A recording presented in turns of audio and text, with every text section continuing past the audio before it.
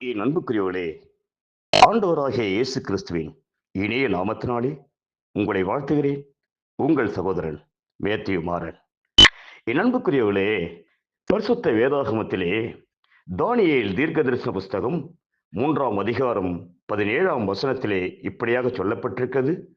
நாங்கள் ஆராதிக்கிற எங்கள் தேவன் எங்களை தப்புவிக்க வல்லவராயிருக்கிறார். அவர் எரிகிற அக்கினி சூளைக்கும் ராஜாவாகிய உம்முடைய கைக்கும் நீங்களாக்கி விடுவிப்பார் என்று வேதம் சொல்கிறது.